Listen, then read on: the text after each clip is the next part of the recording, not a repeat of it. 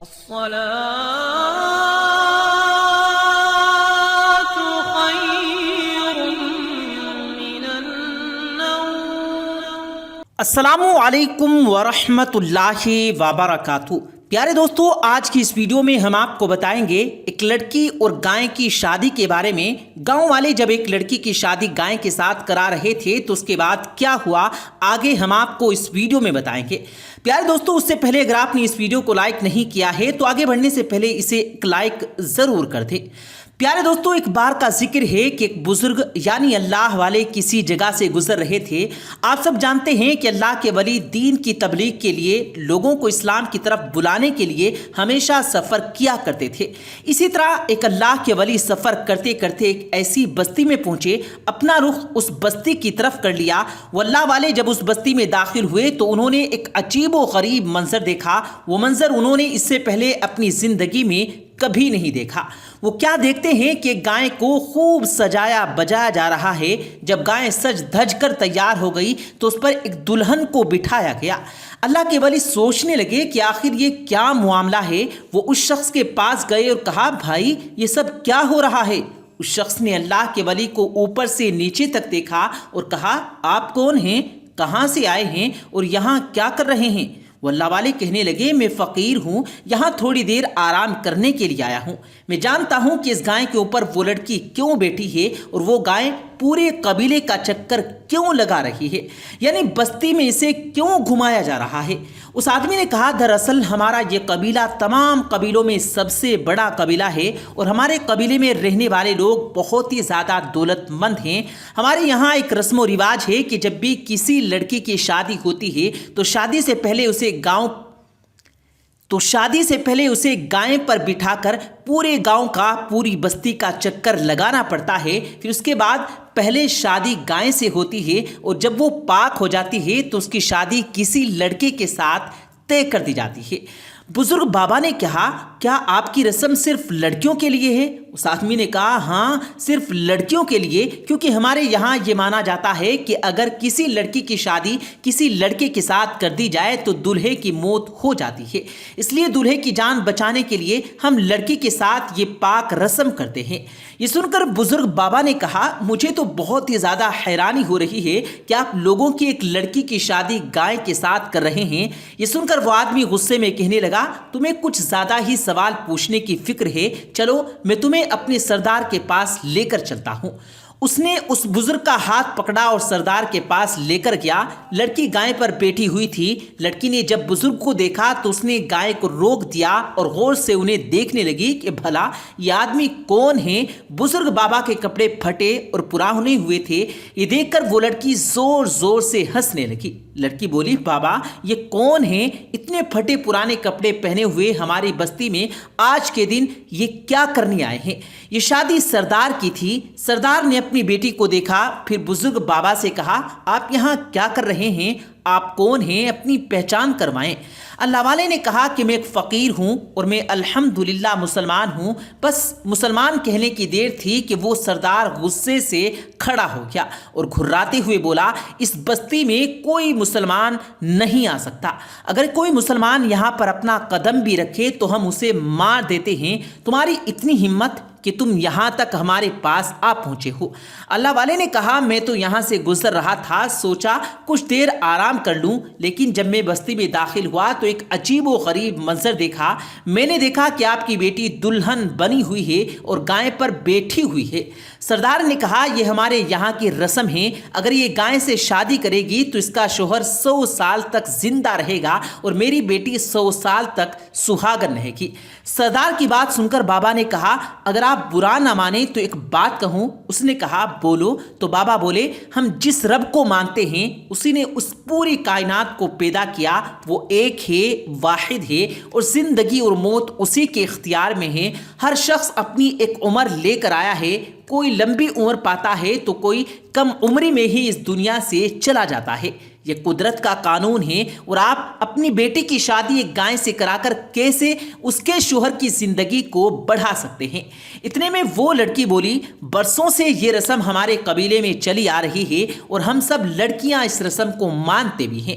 بزرگ بابا نے کہا یہ تم لوگوں کا وہم ہے، میں نے کہا نا جس رب نے اس پوری کائنات کو بنایا اسی کے ہاتھ میں سب کچھ ہے، ہمارا کیا عقیدہ صرف اسی پر ہونا چاہیے۔ یہ بات سن کر اس لڑکی نے کہا میں تمہارے رب کو نہیں مانتی، کون ہے تمہارا رب ذرا مجھے بھی تو بتاؤ، اور وہ مذاق اڑانے لگی۔ پھر بابا نے کہا ہمارا رب وہ ہے جو جس وقت جو چاہے کر سکتا ہے، تم جو گستاخی کر رہی ہو اس گستاخی کی وہ تمہیں سزا بھی ضرور دے سکتا ہے۔ یہ سن کر وہ لڑکی اور زور زور سے کہنے لگی اچھا تمہارا رب مجھے کہیں نظر تو نہیں آتا، کیا تم اپنے رب کی کسی نشانی کو ظاہر کر سکتے ہو؟ بابا کہنے لگا یہ میری اوقات نہیں، لیکن میرا رب اپنے بندوں پر بہت رحم کرنے والا ہے اور نافرمانوں کو سزا بھی دینے والا ہے۔